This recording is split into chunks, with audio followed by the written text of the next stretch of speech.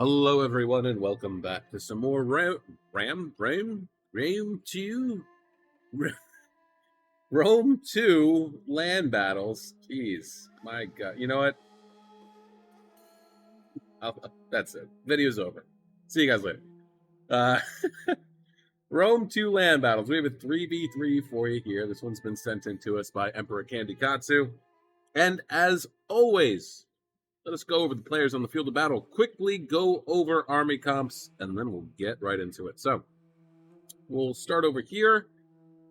We have playing as Saba, Marketable Skills, playing as Royal Scythia, Emperor Candy Katsu, and playing as the Ordrizian Kingdom, Ross Worthy. Over on this side of the battlefield, we have playing as Swaby, Bean.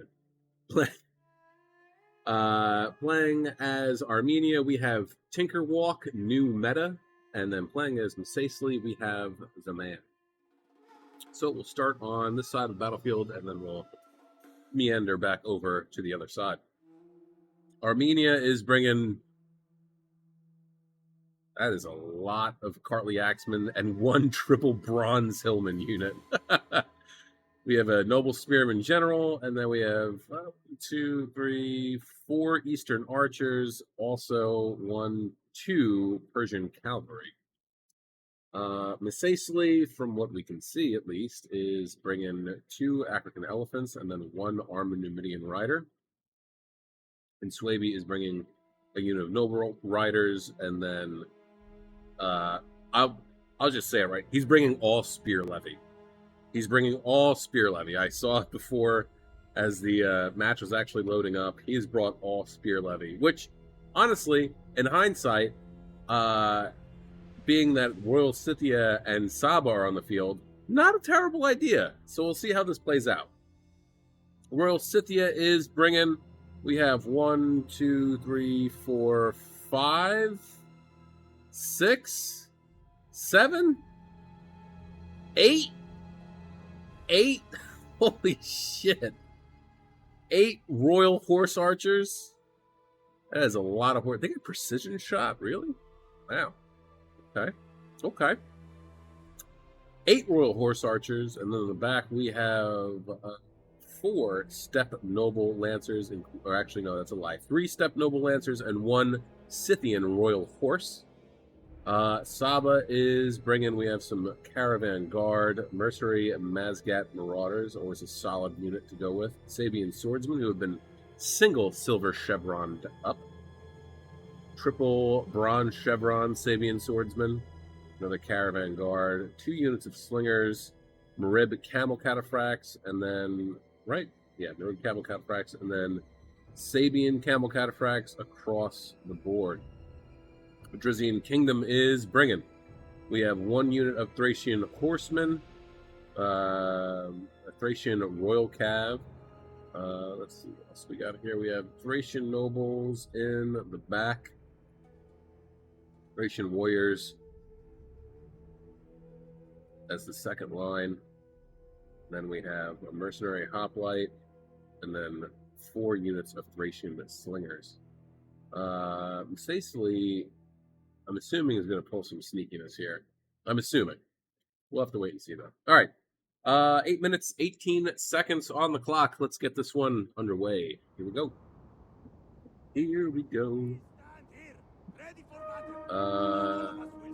So, armor's 55 for Thracian Nobles. Thracian Warriors, armor's 30. Not terrible. Got to keep in... the reason why I was looking at that specifically is because the Cartly Axemen, because they are Axemen units, they do get a very slight bonus for AP damage. And Thracian Warriors are extremely solid, yes, Thracian Warriors, but it's specifically the Thracian Nobles. I sent them out scouting. He's coming back here. I'm imagining to check to see if Masacely has deployed any units back here. Because remember, they do get Vanguard deployable units. So it is a strong possibility that they could be trying to do some type of tomfoolery over here. So Royal Scythia moving his cav around, scouting about, trying to find the rest of Miss Aisley's army. And there they are, coming literally out of the woodworks. And looks like it's a bunch of Numidian light infantry who have been, at least most of them appear to be triple bronze chevroned up, which gives them a relatively significant boost to melee attack and defense, and morale as well. But that morale gets, or the melee defense gets bumped up to 52. I don't recall off the top of my head what the base is, but that melee defense could prove to be mildly infuriating, so to speak. Oh, look at this.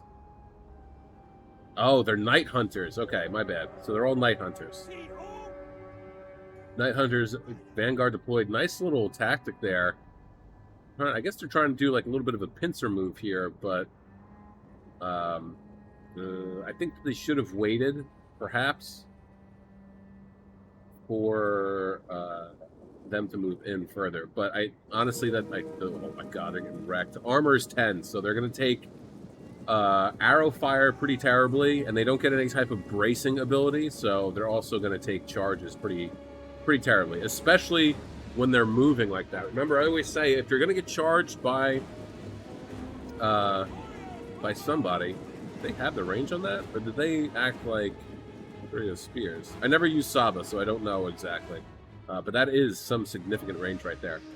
Yeah, if you're trying to charge somebody, look for units that aren't braced.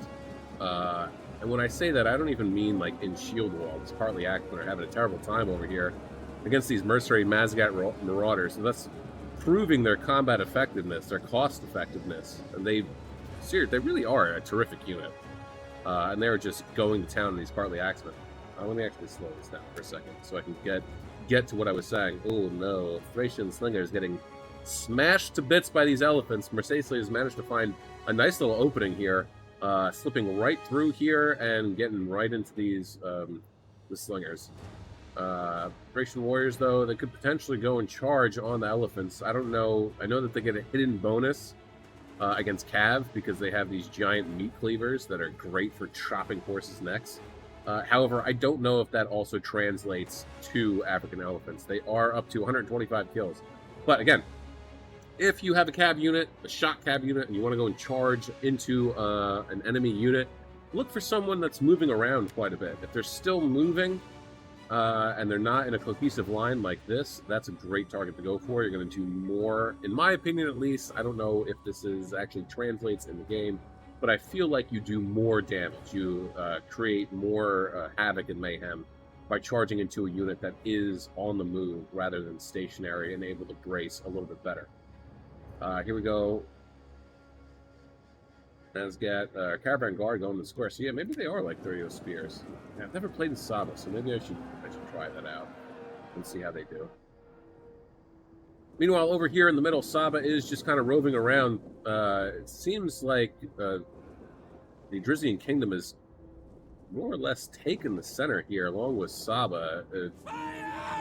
Armenia is not having a very good time. Their Cartly Axemen seem to be falling left and right. Again, the Cartly Axemen are a fairly solid unit, but against the Thracian warriors and nobles, they're just not doing that great. Big charge coming in. Farm the armed Numidian riders, charging right on into the Thracian nobles. I would have thought that they actually would have gotten a better charge on. So maybe my theory is bunk. Maybe it's not factual. But Camel Cataphracts coming in to counter-charge. The Numidian riders are actually going to pull away. Saba's exploiting all types of gaps that Armenia has left open for them as their front line has collapsed. Swaby over here is doing all right. Mazgat Marauder's not doing too good at the moment. That's only because they're down to 50 guys. 160 kills, though, so they're managing to do some pretty serious damage over here. Noble Riders up against some Sabian Swordsmen and Mazgat Marauders as well. They're not doing too hot either yet. Get them out of there before you lose your general. And then the morale of your Spear Levy and Night Hunters just disappears like a puff of smoke. Night Hunters, once again, getting shot to all hell by these Royal Horse Archers. And they're not even getting any kills off. He's trying to do something. Oh my god. Over here on this flank, yeah, oh man, Misasli probably could have helped Armenia a little bit better. I understand what they were trying to do. I'm going to slow it down again real quick, and we're actually going to go into tactical mode here for a second. So they had their units on either side of the flanks, right? I don't think that they expected Royal Scythia and Saba to actually go and scout and look for these units. I'm sure what they were hoping what was going to happen is that they would just charge right on into the center, and then Swaby and Misasli would then have been able to fold into the rear and just completely crush them. Unfortunately, that is not what happened, obviously, as we have seen. Granted, Adrizian Kingdom did head straight for the center, completely bitch slapped Armenia into nothingness. And then Swaby and Misasli are now just getting picked apart. I think I feel like once that they realized that their plan had failed, they probably should have fallen back at least somewhat to try and help Armenia in some way, shape, or form. But now, honestly, the tables have turned. Now that there's a huge gap here, now it's allowing for Adrizian Kingdom and Saba to actually wrap around, get into the rear of the Numidian Light Infantry and Swaby's Night Hunters and Spear Levy. And yeah, this is a huge loss for Swaby, Misasli, and Armenia. Smashed in a matter of minutes. Minute 30 left. Guys, don't forget to like, share, subscribe, comment, do all that cool YouTube stuff. Helps out the channel. Of course, I appreciate it as well. And, oh, we have some, still, too late to the game. Numidian Riders are, well, they try. They have a good heart. Numidian Riders have a good heart. They're not the best. I mean, they're medium shot cav. They're not the best. They're lightly armored. And they break real easy. And we're starting to see some mass routing here from the Numidian Riders. Saba's wavering a little bit here too, but that's nothing to be concerned about. Slingers actually made it through that. That's through the elephants. That's surprising. And yeah, they're gone. They're gone. Yeah, it's tough to break triple digits with Numidian Riders because they're so lightly armored. We've seen it though. We have seen it before happen, much to my disbelief. But it is increasingly, no, not increasingly. It's just difficult to do it because they're so lightly armored. And yeah, leaving them for the last minute was not a good idea. Unfortunately, not good at all. That's it. Someone, oh yeah, these way over yonder here. This is a quick battle. Tough to, not necessarily tough, but I couldn't get everything. But yeah, once they also, I think, sprung the trap too quickly. In a perfect world, I think it probably should have gone like this. Okay. The Night Hunters and Numidian Light Infantry were hidden and on the wings of the main force of Armenia. They should have kept them as far to the red borders as they possibly could have. Okay? And I'm not saying that this would have worked either, just because of how Marketable Skills, Emperor Candy, and Ross were set up on the battlefield. But hypothetically, in my mind, the way that it should have went down was Armenia and the units that you could see from Swaby and Misasli, that main body should have fallen back more. Okay? From initially, right from the start, they should have just turned tail and ran. Okay? Thus, in a perfect world, Saba, Royal Scythia, and Adrizian Kingdom would have given chase. And in a perfect world, the Numidian Riders, Lights, and Night Hunters would not have got spotted. Once the main armies of these three right here had passed these hidden units, Armenia turns around, does a 180, engages, ties them up for as long as he possibly could, which, by the way, definitely would not have been a very long time. And then the Night Hunters and the Numidian Lights and the Numidian Riders collapse in on the rear. Again, that's in a perfect world, okay? Unfortunately, I don't, even if they did try and do that, I don't think it would have worked that way. I think um, that Saba and Royal Scythia probably would have stayed where they deployed and just moved forward, and then they would have, stumbled across the hidden units anyway. But anyway, okay. Let's we'll get into it. Marketable skills, getting 2,158 kills, 214 for his general, 153, 203, 159, 260, 253, and 47 for the Sabian Camel Cataphracts, 46 and 35 for the Slingers, 53, 44 for the Caravan Guard, 76 and 160 for the Mazgat Marauders, and then 181 and 274 for the Sabian Swordsmen. Nice, well done there. Emperor Kandikatsu getting 1,525 kills, 15 for his general, 17. Oh, are these? Oh, they're skirmishers. Oh, okay. All right, never mind. I was wrong then. But either way,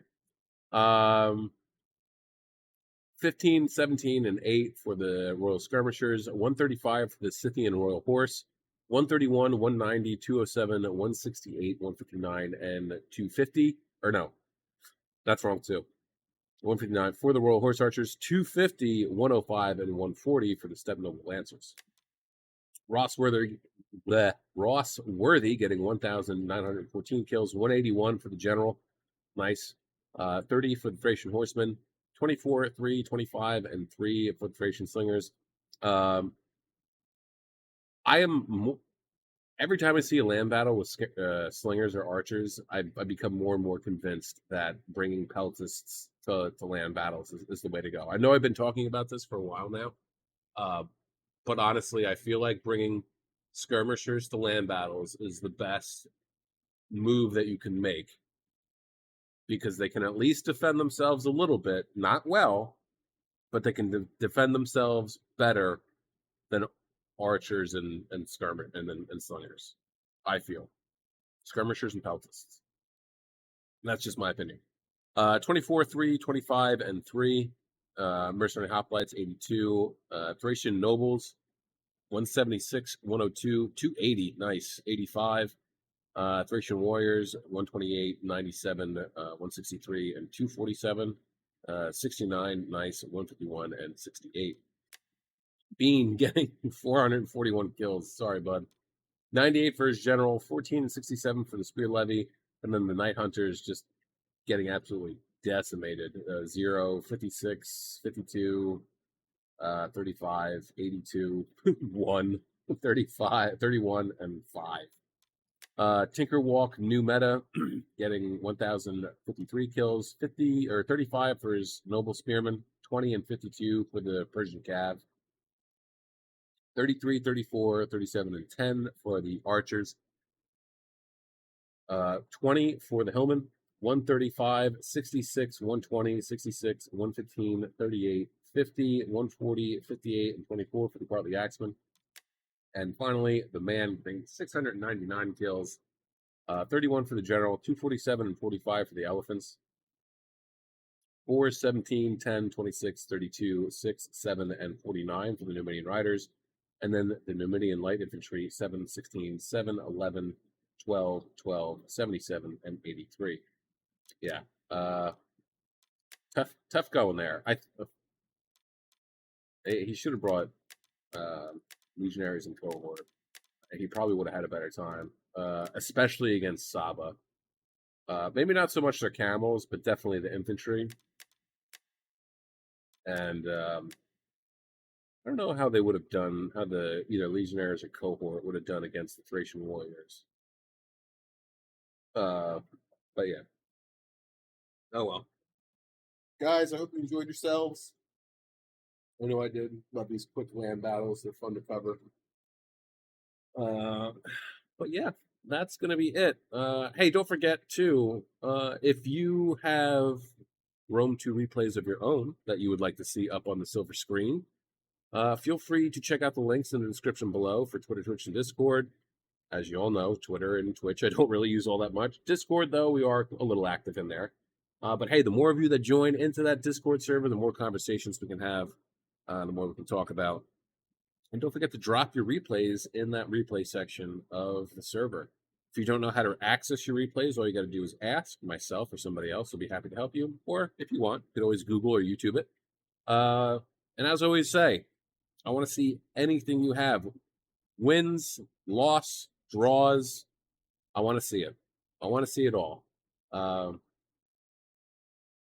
Awesome wins are always fun to watch. Spectacular losses are fantastic to watch too. Sometimes a tough pill to swallow, but hey, sometimes when you're rewatching it, you might be able to pick up on something that you or your ally might have done not poorly, but could have done better, and then you can improve. Let me help you.